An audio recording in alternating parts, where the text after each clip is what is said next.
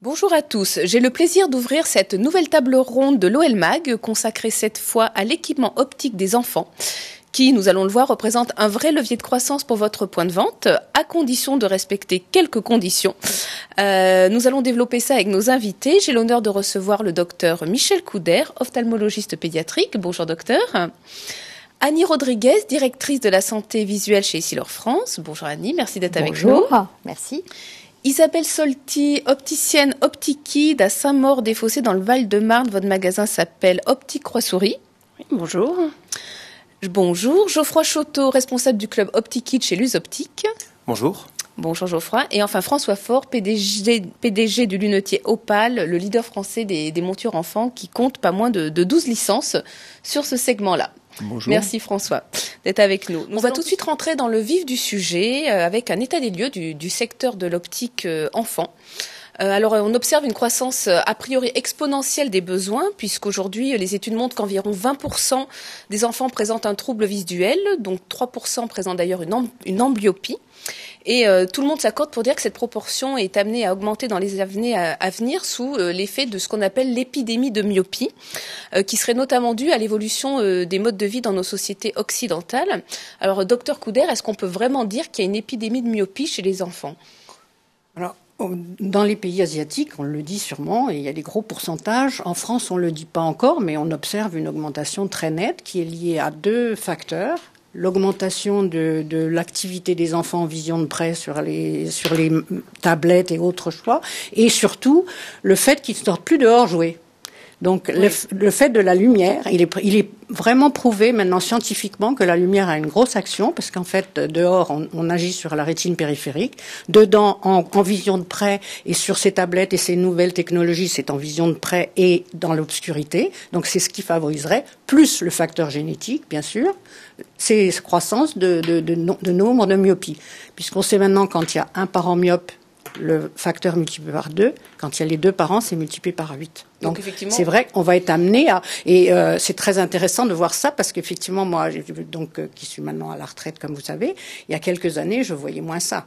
Donc, il y a une augmentation très nette. Voilà, donc il n'est peut-être pas encore possible de chiffrer. Alors, ce qui serait dommage aussi, c'est à cause de cette augmentation de myopie, de passer à côté des strabismes, des amblyopies et des hypermétropes. Parce que chez l'enfant, c'est quand même ce qui nous intéresse le plus. Chez le bébé, chez l'enfant, la prévention, et il ne faut pas l'oublier. D'accord. Donc effectivement, quand on cumule tout ça, le fait est, c'est qu'il y a quand même de vrais besoins en termes d'équipement optique des enfants.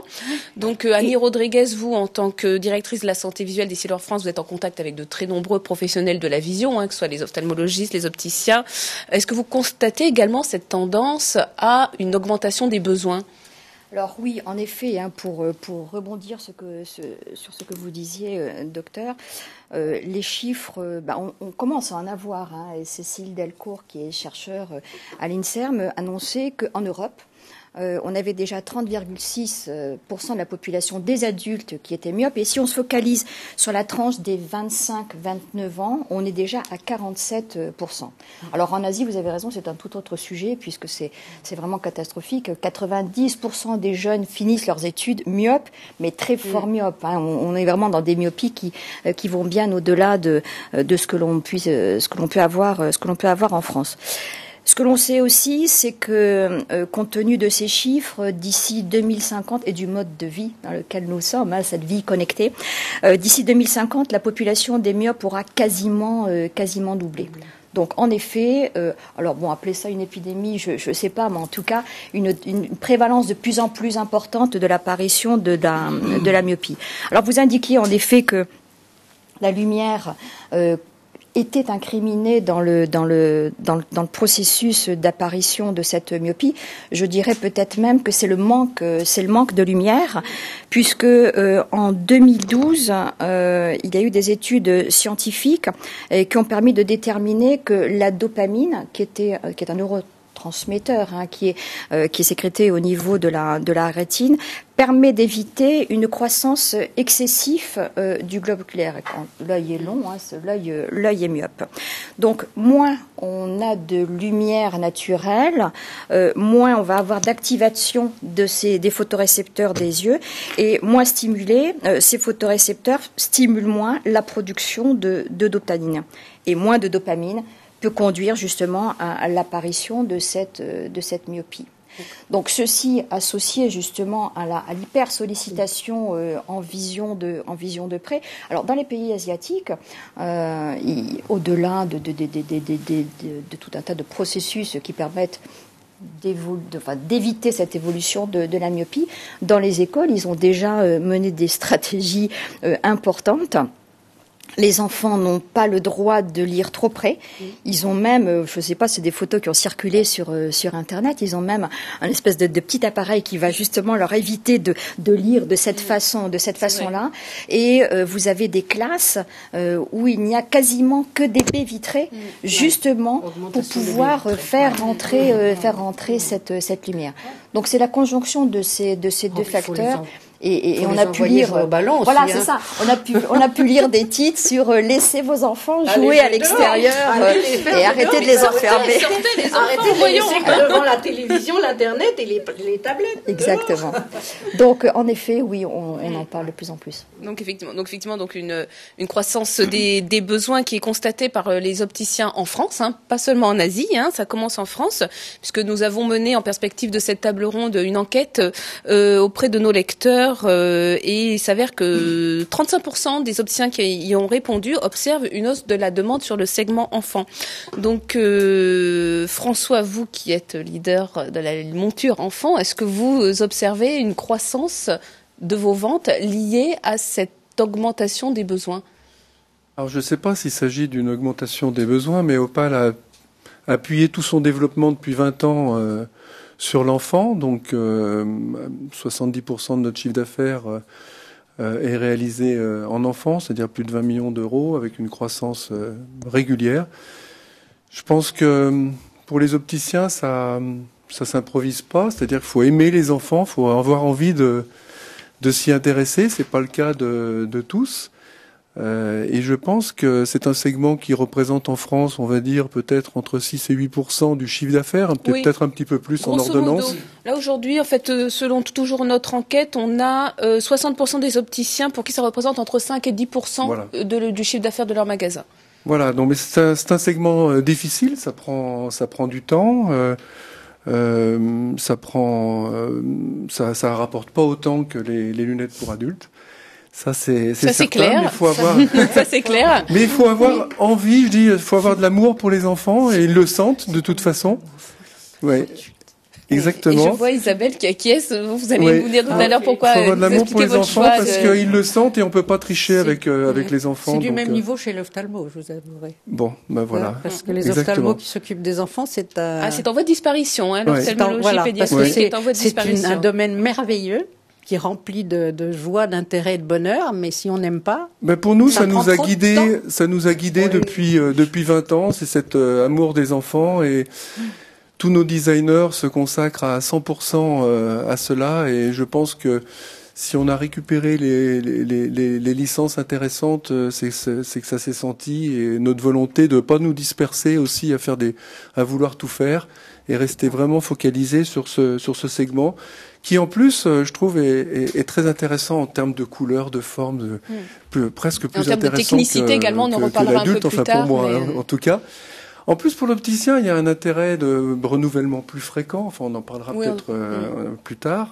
Attirer la famille. Enfin, il y a plein de choses qui, en ce moment, avec les contraintes que supporte notre marché, cette fréquence de renouvellement, cette absence de problème de prix, parce que c'est vrai que on vend les lunettes enfants moins chères que les lunettes adultes, donc on n'est pas gêné actuellement, fait que l'intérêt pour ce marché, je pense, est très fort actuellement. Donc vous, Isabelle, je vous ai vu acquiescer à de nombreux propos de François. Vous êtes opticienne spécialisée enfant depuis combien de temps? Depuis 6 ans. Depuis 6 ans. Voilà, je suis quand même opticienne à la base traditionnelle. Et j'ai abordé donc le marché l'enfant il y a 6 ans en rejoignant le club Optikid. Et qu'est-ce qui a dicté ce choix? Qu'est-ce qui vous a donné envie de faire de l'enfant plus puissance, plus?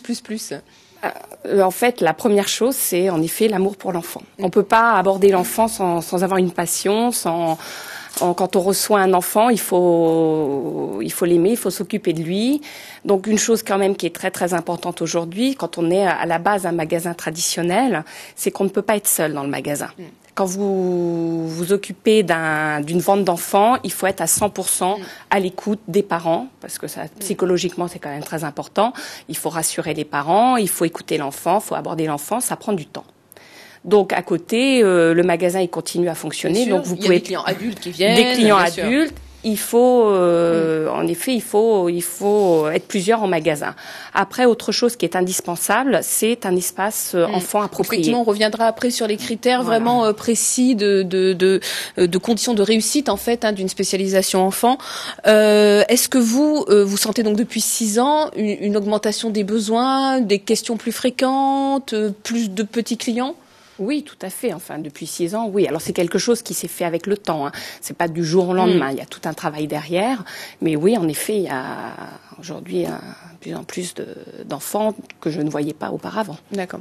Alors, Geoffroy, pour vous, effectivement, chez Luz Optique, l'enfant est intéressant au point d'avoir développé le club OptiKid, en fait, qui est donc vraiment spécialisé, qui donne la possibilité aux opticiens d'être spécialistes enfants.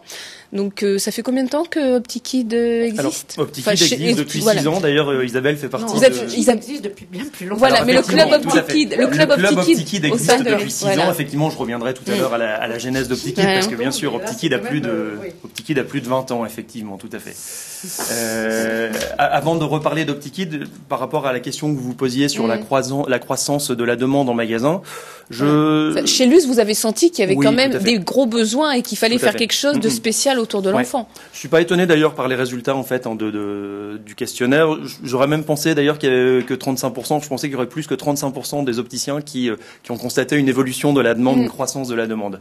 Je pense que cette croissance, elle est logique et elle est liée à 2 facteurs. Alors, on a parlé avant de cette fameuse épidémie de la myopie, qui est, je pense, une réalité et qui va aller en augmentant. Je pense aussi que cette croissance de la demande et donc la croissance des ventes enfants en magasin sont aussi liées à une meilleure prévention en milieu scolaire et d'ailleurs, en milieu préscolaire d'ailleurs, effectivement. Concrètement, des discours qu'on pouvait entendre il y a quelques années de dire la première visite chez l'ophtalmo c'est pour l'apprentissage de la lecture lors du passage en CP. Je pense que ça c'est des discours qui sont heureusement révolus aujourd'hui et c'est tellement important. Ça fait plus de 20 ans qu'on a demandé la législation dans le carnet de santé, premier examen à 9 mois, deuxième examen à 20 mois, 24 mois. Tout à fait. Mais malheureusement, c'est pas forcément fait ni fait par un ophtalmologiste qui connaît l'enfant. Donc le problème il est là parce que la prévention c'est souvent la première année qu'elle est importante. C'est souvent fait par le pédiatre, s'il y a un pédiatre, puisque souvent la pénurie de pédiatres fait que le bébé consulte un généraliste qui n'est pas forcément formé. Voilà, c'est la même chose, il y a des pédiatres qui sont intéressés par la prévention de l'enfant au niveau oculaire et d'autres pas du tout. Pas du tout. Moi, je n'ai travaillé qu'avec des pédiatres et il y en avait qui étaient extraordinaires puisqu'ils dépistaient la moindre anomalie et d'autres, avant 2 ans, ça m'intéresse pas vraiment. Bien sûr. Et je pense d'ailleurs que l'opticien a tout intérêt, en tant qu'acteur de la santé visuelle sur son marché local, à sensibiliser tous les acteurs de la petite enfance qui sont sur sa zone, sur son secteur, que ce soit les crèches, les nounous, etc. Là-dessus, quoi. Voilà. Il a tout intérêt à faire ça pour se positionner non pas comme un marchand de lunettes, mais comme un acteur de la santé visuelle, un spécialiste de la vision de l'enfant. Et il en a bien besoin en ce moment. Et avec les orthoptistes, toujours les 3 O. Voilà, les 3 O. Opticien, orthoptiste, à l'époque, on faisait ça. C'est toujours, on parle toujours des 3 O. Effectivement, nous verrons un peu plus tard comment on peut créer une vraie synergie absolument entre ces 3 professions de la filière de santé visuelle.